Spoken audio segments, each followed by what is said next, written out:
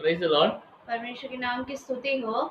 It is a privilege that once again we are before you today. और ये सौभाग्य की बात है कि एक बार फिर हम आपके सामने हैं And we are healthy and safe. और हम सुरक्षित हैं और स्वस्थ हैं And we are hoping that whoever listens to it is also healthy and safe. और जो कोई इस वचन को सुन रहा है वो भी स्वस्थ और सुरक्षित है करके हम आशा करते हैं। Our health and safety is God's concern or God's privilege. और हमारे स्वास्थ्य और सुरक्षा जो है परमेश्वर हम उस बातों पर बहुत ही ध्यान रखता है।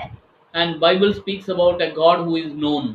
और परमेश्वर का वचन ऐसे एक परमेश्वर के बारे में कहता है जो पहचाना हुआ परमेश्वर है। He is not an unknown God. वो एक अनजान परमेश्वर नहीं है। And Paul writes to the people. Paul writes in Acts, book of Acts, like this. और पौलुस प्रेरितों के पुस्तक में इस प्रकार लिखता है। Paul was in Athens.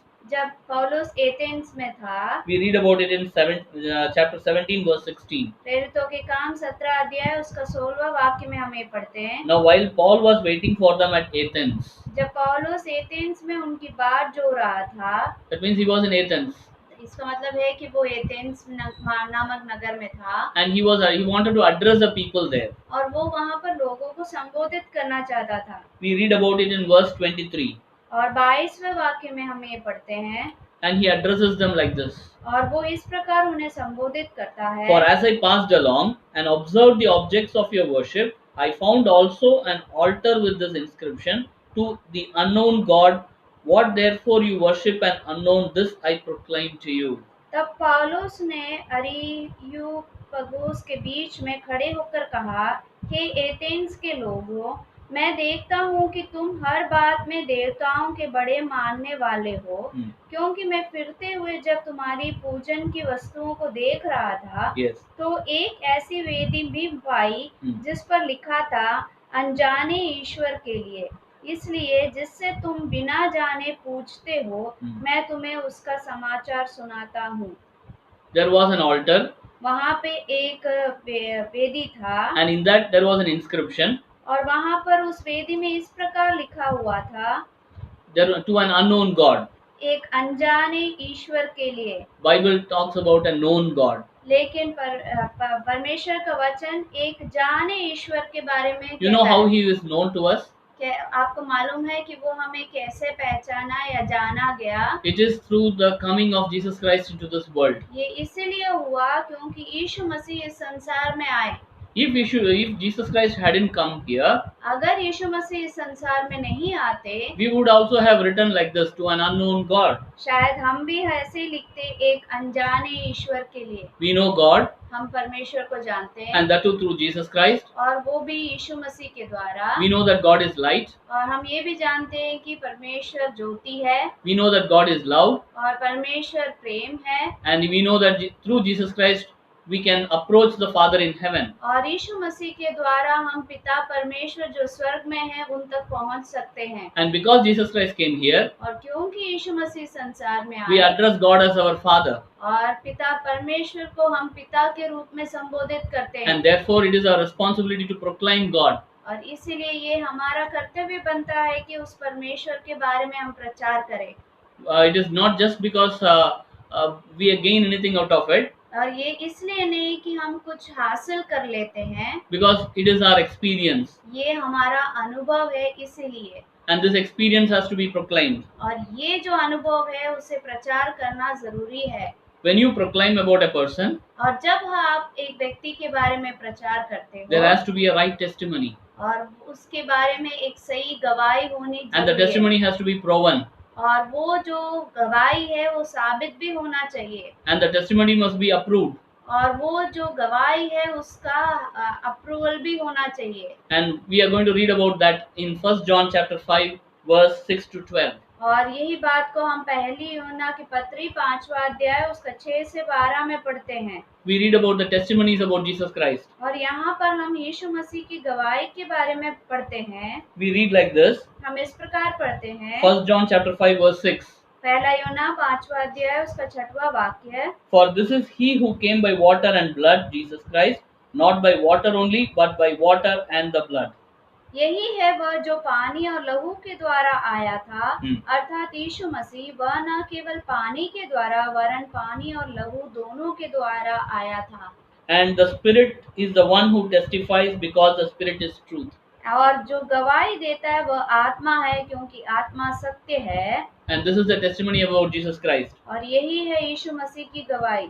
Do you want to know what Bible testifies about Jesus Christ? आपको जानना है कि वचन क्या यीशु मसीह के बारे में गवाही देता This है? is the proof because we have not seen Jesus Christ. ये एक सबूत है, क्योंकि हमने तो यीशु मसीह को अपने नजरों से नहीं देखा But when है। we open the Word of God, लेकिन जब हम परमेश्वर का वचन खोलते the Holy हैं Spirit helps us to understand this. और पवित्र आत्मा हमें मदद करता है इन बातों को समझने के लिए। In John chapter 5 verse 31, और यूहन्ना की किताब उसका 5वां अध्याय उसका 31 वाक्य, it reads like this: यूहन्ना 5 उसका 31 इस प्रकार है। If I alone bear witness about myself, my testimony is not deemed true. There is another who bears witness about me, and I know that the testimony that he bears about me is true. यदि आप ही अपनी गवाही दो तो मेरी गवाही सच्ची नहीं। Hmm. एक और है जो मेरी गवाही देता है, Yes. और मैं जानता हूँ कि मेरी जो गवाही वह देता है वह सच्ची है। And before the arrival of Jesus Christ, यीशु मसीह के आने से पहले John the Baptist came यूहन्ना बपतिस्मा देने वाला आया and he testified about Jesus Christ. और उसने यीशु मसीह की गवाही दी। And there were prophecies about Jesus Christ also. और यीशु मसीह के बारे में भविष्यवाणी भी थी। We are not going to discuss about that now. और उसके बारे में अभी हम नहीं बोलेंगे। In John chapter 5 verse 36, और यूहन्ना रचित सुसमाचार 5वां उसका 36वां वाक्य, but the testimony that I have is greater than that of John, for the works that the Father has given me to accomplish, the very works that I am doing, bear witness about me that the Father has sent me. परंतु मेरे पास जो गवाही है वह यूहन्ना की गवाही से बड़ी है, क्योंकि Yes. जो काम पिता ने मुझे पूरा करने को सौंपा है, अर्थात यही काम जो मैं करता हूँ, वे मेरे गवाह हैं कि पिता ने मुझे भेजा है। The testimony of John is there, और यूहन्ना की गवाही यहाँ पर है। and there is a testimony of the works of Jesus Christ. और यीशु मसीह के जो कार्य है उसकी भी गवाही यहाँ पे दी गई है। He preached, वो उसने सुसमाचार बताया, he taught, उसने सिखाया, he healed, उसने चंगाई दिया, he also drove out demons. और उसने दुष्ट आत्मा को भी निकाला।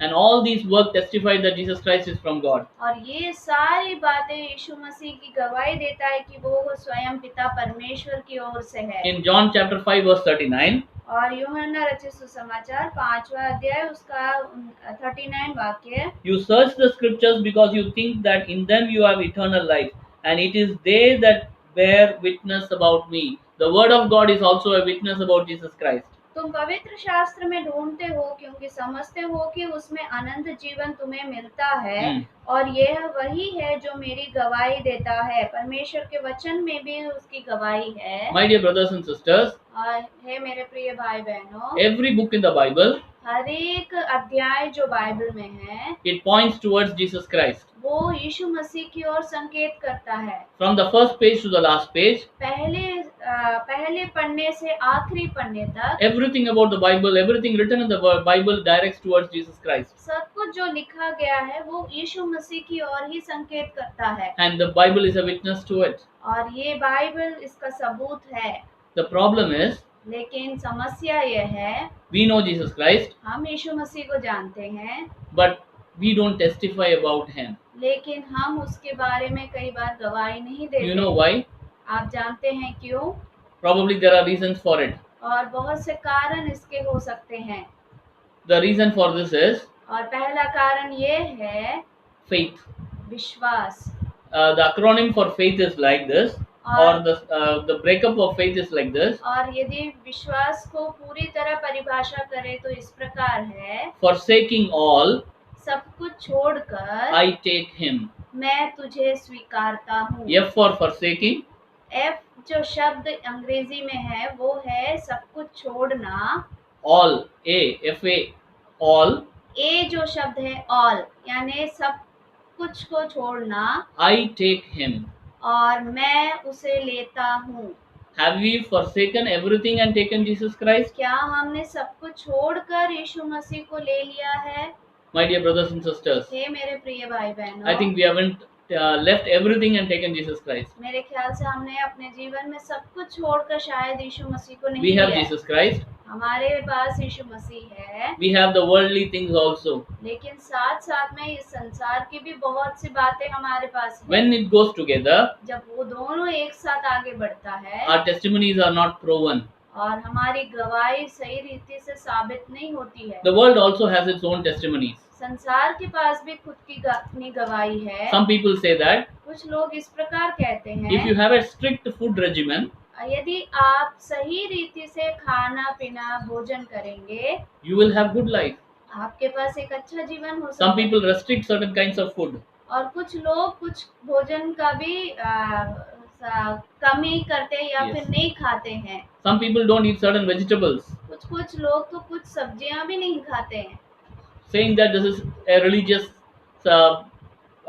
religious thing. और ये धार्मिक बातें हैं, इसलिए हम इन सब्जियों को नहीं खाएंगे My करके। dear brothers and sisters, और इसलिए हे मेरे प्रिय भाई we are not बहन, going to discuss about that. वो सब बातें हम यहाँ नहीं चर्चा करेंगे। Second thing is, दूसरी बात ये some है, people say that by doing a strict exercise, और कुछ लोग कहते हैं कि यदि सही रीति से योगा या एक्सरसाइज करें, and we will be empty, our mind will be empty, हमारा जो मन है वो खाली हो जाएगा and we will reach heaven. और हम आसानी से स्वर्ग में पहुंच सकते हैं। There is a group of people. और कुछ झुंड ऐसे भी हैं, They say that every day you do meditation आप हर दिन मनन करो and do your own religious activities. और आप अपने ही धर्म की बातों को करते रहो, You will reach heaven. और तो निश्चय ही आप स्वर्ग पहुंच जाओगे। But Bible has a different set of rules and regulations. लेकिन बाइबल में दूसरी ही तरीके से नियम और रिवाज हैं। The Bible says that और बाइबल इस प्रकार कहता है, if you want to reach heaven,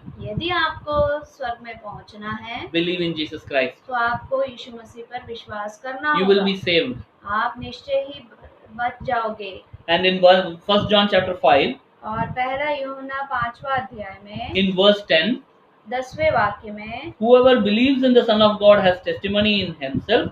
Whoever does not believe God has made him a liar, because he has not believed in the testimony that God has borne concerning his Son. जो परमेश्वर के पुत्र पर विश्वास करता है वह अपने ही में गवाही रखता है। Yes. जिसने परमेश्वर पर विश्वास नहीं किया उसने उसे झूठा ठहराया, क्योंकि उसने उस गवाही पर विश्वास नहीं किया जो परमेश्वर ने अपने पुत्र के विषय में दी है। Now, whoever is listening to us, और जो कोई आज हमें सुन रहे हैं, you may believe it or you may reject it. आप विश्वास करें या ना करें, But we have told it to you.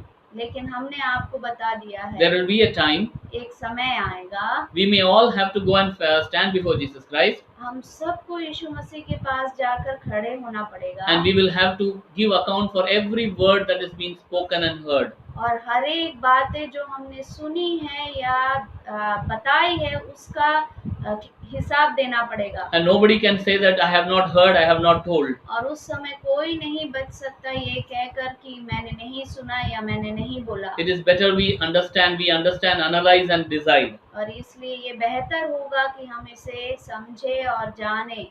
Then how do we increase our faith? और कैसे हम इस विश्वास को आगे बढ़ा सकते How do हैं? we get life into our life, into our own life that we live here?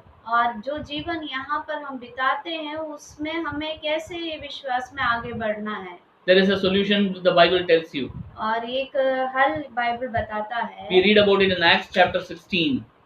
हाँ, प्रेरितों के काम 16 अध्याय में हम ये पढ़ते हैं। It is about a story of Paul. ये एक पौलुस के द्वारा घटी एक घटना है, And in that incident, और इस घटना में Paul started proclaiming Jesus Christ, was proclaiming about Jesus Christ. पौलुस जो था वो यीशु मसीह के बारे में गवाही दे रहा था। Because he had a burden for the souls. और क्यों वो इसलिए दे रहा था क्योंकि उसके मन में बोझ था आत्माओं के लिए। In Acts chapter 16, प्रेरितों के काम 16 अध्याय in verse 12, 12वें वाक्य में, he was in a city called Philippi. और वो एक नगर में था जिसका नाम था Philippi, It was a Roman colony. और वो रोमियो का एक नगर था। He was searching for a place for prayer. और वो एक जगह ढूंढ रहा था जहाँ पर वो बैठकर प्रार्थना कर सके। And when he was sitting there, और वो वहाँ पर जब बैठा था, one lady came there, वहाँ पे एक स्त्री आती है and he was talking to her. और वो उससे बातचीत करने लगता And है। during that conversation, और उस वार्तालाप में that lady accepted Jesus Christ as her savior. और वो स्त्री यीशु मसीह को अपने उद्धारकर्ता के रूप में स्वीकार This is करती what we call as testimony. है। और यही हम गवाही बोलते हैं। And after that, और उसके बाद in verse 16, chapter 16, verse 16, 16वां अध्याय उसका 16 वाक्य में he was going to a place of prayer. और वो एक प्रार्थना की जगह की ओर जा रहा He था। met a slave girl. और एक वहाँ पर वो एक दासी लड़की से मिलता है। This slave girl, और ये दासी लड़की, she had a evil spirit in her, उसके अंदर दुष्ट आत्मा थी and she was working for her owners, और वो अपने मालिकों के लिए या स्वामियों के लिए काम करती थी। and she used to predict the future or fortune और telling. वो भविष्यवाणी किया करती थी वहाँ पे। And look, this lady, this girl, और ये जो लड़की थी, when she met Paul, और जब वो पौलुस से मिलती है, she began to cry out, वो चिल्लाने लगी वहाँ पे, "These men are servant of the Most High God who proclaim to you the way of salvation." Verse 17. और 17 वाक्य में इस प्रकार लिखा है, ये मनुष्य परम प्रधान परमेश्वर के दास हैं। When you believe in Jesus Christ, जब आप यीशु मसीह पर विश्वास करते हो, even evil spirits will proclaim about you. और यहाँ तक कि दुष्ट आत्मा भी चिल्लाकर कहने लगेगी। They will testify who you are. और वो चिल्लाकर कहने लगेगी It या is not गवाही a- it देगी cannot be कौन hidden. आप है। It cannot be hidden. और वो छिपाया नहीं जा सकता। And because of this encounter, और ये ऐसा आमना सामना हुआ इसलिए, because of this encounter with Paul and this girl, और पौलुस और इस लड़की के साथ आमना सामना हुआ इस वजह से, the evil spirit left her. और वो दुष्ट आत्मा उसके जीवन से निकल गया। The owner filed a case against him. और वहाँ पर उसका जो स्वामी था उसने पौलुस के खिलाफ एक केस दे दिया And he was arrested. और उसे वहाँ पर बंदी गृह में बंद किया And गया। in the jail, और उस बंदी गृह के अंदर they were singing and praying. और वहाँ पर पौलुस और सिलास मिलकर वहाँ पर स्तुति आराधना करने लगते हैं। They were praying and singing hymns to God. और वो वहाँ पर स्तुति आराधना करते हैं परमेश्वर के लिए। And the prisoners were listening to them. और जो भी वहाँ पे जो जेलर लोग थे वो वहाँ पर उनकी ये आराधना को सुन रहे थे। And during that singing session, और उस आराधना के समय में the entire foundations of the jail were shaken. और पूरी जो बंदीगृह की नींव थी वो हिल गई। And the doors were opened. और सारे दरवाजे खुल गए। And the jailer got afraid. और वो जो जेलर था वो डर गया। And he wanted to kill himself. और वो दरोगा अपने आप को मारना चाहता था। And that time Paul said, और लेकिन उस समय पौलुस कहता है, "Don't do it. वो ऐसा ना कर, Do not harm yourself." अपने आप को हानि ना पहुंचा। And in verse 29, और 29वें वाक्य में it reads like this: "And the jailer called for lights and rushed in, and trembling with fear, he fell down before Paul and Silas. Then he brought them out and said, 'Sirs, what do I do? What must I do to be saved?' And they said, 'Believe in the Lord Jesus Christ, you will be saved, you and your household.'" 29 से 31 वाक्य तक। तब वह दिया मंगवा कर भीतर लपका और कांपता हुआ पौलुस और सिलास के आगे गिरा और उन्हें बाहर लाकर कहा, हे सज्जनों, उद्धार पाने के लिए मैं क्या करूं? उन्होंने कहा, प्रभु यीशु मसीह पर विश्वास कर तो तू और तेरा घराना उद्धार पाएगा। My dear brothers, this is the only way. और मेरे प्रिय भाई बहनों, यही एक रास्ता है। When you believe in Jesus Christ, जब आप यीशु मसीह पर विश्वास करोगे, you will be saved from sin. आप पापों से धुल जाओगे या बच जाओगे। And you will be saved from death. और आप मृत्यु से बच सकोगे। And you will be separated from worldly lust. और आप इस संसार की अभिलाषाओं से बच सकते हो। My dear brothers and sisters, हे मेरे प्रिय भाई then a बहन, question arises: तब एक सवाल यहाँ पर उठता है, are we not living now? क्या फिर आज हम संसार में जी Then what is रहे? this eternal life? फिर ये अनंत जीवन क्या है? It is an extension of life. और ये है ये संसार के जीवन के बाद जो जीवन है वो। Yes. And that means यानी कि when you believe in Jesus Christ, जब आप यीशु मसीह पर विश्वास करोगे, you are getting into a new relationship. एक नए संबंध में आप आ जाते हो, and your spirituality becomes vital. और आपकी आत्मिक जीवन और मजबूत हो जाता है। You begin to differentiate between right and wrong. आप में ये ज्ञान आ जाता है सही और गलत का चुनाव करने का। And remember, और याद this रखिए, eternal life is not something that you can do after your death. और ये अनंत जीवन ऐसा नहीं है कि आप मृत्यु के बाद पा सकते हो। It is something that you have to acquire now. ये ऐसी एक चीज है जिसके लिए अभी आपको परिश्रम करना है, अभी आपको हासिल करना Because है, you have life, क्योंकि आपके पास आज जीवन you है, have a spirit, आपके अंदर आत्मा है, and because of that spirit, और उस आत्मा की वजह से you will be able to think, आप सोच सकते हो, and you will be given an opportunity आपको एक मौका दिया जाएगा, to accept and not accept. It is up to you to decide. और ये ग्रहण करना है नहीं करना है वो आप पर निर्भर रहता है। If you believe in Jesus Christ, यदि आप यीशु मसीह पर विश्वास करते you हो, and your household will be saved. आप और आपका घराना बच जाएगा, It is उद्धार not पाएगा। a future decision. ये भविष्य के निर्णय लेने की बात नहीं है, Time is short, समय बहुत कम है।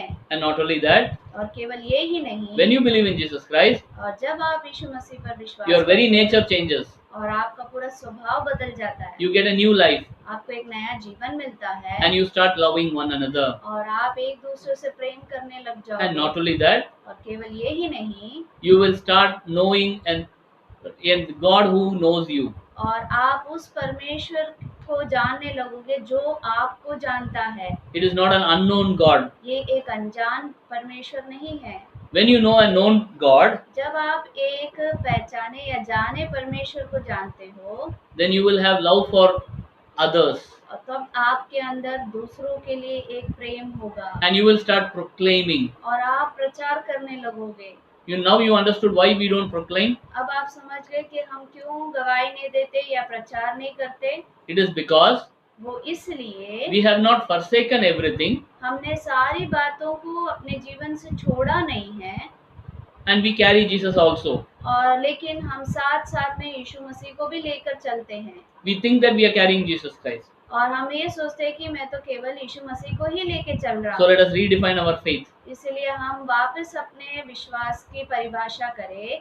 F for forsaking, F जो शब्द अंग्रेजी में है वो है For- छोड़ना सब कुछ। A for all, सब ए जो शब्द है वो ए लेटर है वो सब कुछ छोड़ना। I take him. मैं उसे ले लेता हूँ। Faith is nothing but forsaking all, I take him. विश्वास ये नहीं है, यही है कि सब कुछ मैं छोड़ देता हूँ और उसे ले लेता हूँ। I take Jesus Christ. मैं यीशु मसीह को ले लेता हूँ। If I take Jesus Christ that way, और यदि मैं वो यीशु मसीह को उस तरीके से लेता हूँ, by forsaking everything, सारी बातों को छोड़ते हुए, then I'll start knowing I will start worshipping a known God. और तब मैं निश्चय ही एक जाने परमेश्वर की आराधना करने लगूंगा। I will become a proclaiming Christian. और मैं एक प्रचार करने वाला मसीही बन जाऊंगा। May God bless us with His word. परमेश्वर इन वचनों से आपको आशीषित करे। Amen. आमीन।